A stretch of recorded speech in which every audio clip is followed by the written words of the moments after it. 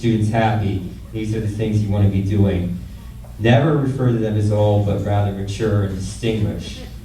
Always remember, math is Satan.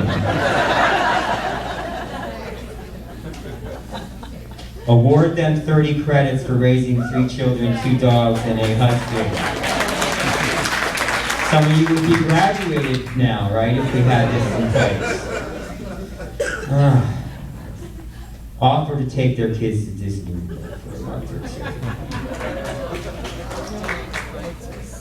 Now, don't get me wrong, I think it's okay for students, non-traditional students, to take a break, and, you know, they take 3 months, 3 years, 3 centuries off, and then they decide to come back to school. But some of these students, you know, I kind of want you to judge some of these students I'm working with, whether they're actually continuing ed students or continuing dead, I'm not sure.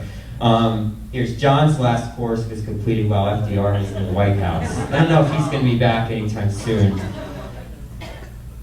Robert never finished the music of disco era course he enrolled in back in 1979.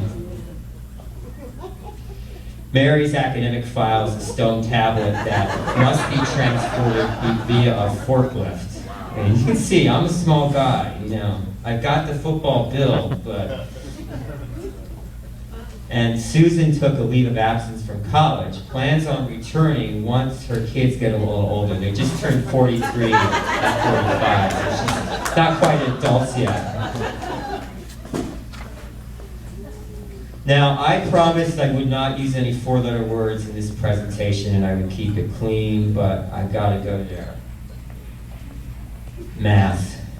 Math anxiety problems. Here are 2 examples of my students. I had a prospective continuing ed student. She's in the 2nd grade and called about getting tutoring for her college math course. And one of my students threw up all over his graphing calculator when I asked him to multiply 8 times 7. Here's an interesting fact. 90% of non-traditional students reported having difficulty with their college math course. The other half killed their math course. It's a scary world out there. Now, I love you adult learners, I love non-traditional students, but you have no problem sometimes voicing your concerns, which I think is good. You should be your own advocates, you're assertive, that's great. Here are some of the most reported complaints that I hear from students. Classroom desks, chairs hurt a lot. Health center does not carry Bengay. No senior citizen discount in the bookstore? What's up with that? No ballet parking. No varsity bingo team. ID card office refuses to airbrush my photo.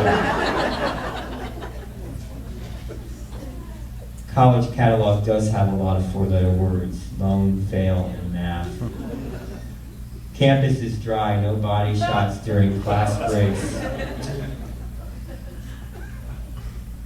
You know, one of my students approached me, we're talking about concerns that adult learners have, and I don't know about you advisors in the group, but they have no problem venting to me and coming to me, and they found me everywhere I go. And one of my students, she came to me, I think some of the common grievances I get or concerns I get is over a professor. A student is having an issue with an instructor or a professor and they're coming to you. And one of my students, she came to me and she said, you know, I don't really like my English professor at all. And I said, why? And she said, well, he's young, smart, and calls me by my first name. I said, what's wrong with that? And she said, I prefer he call me Mom.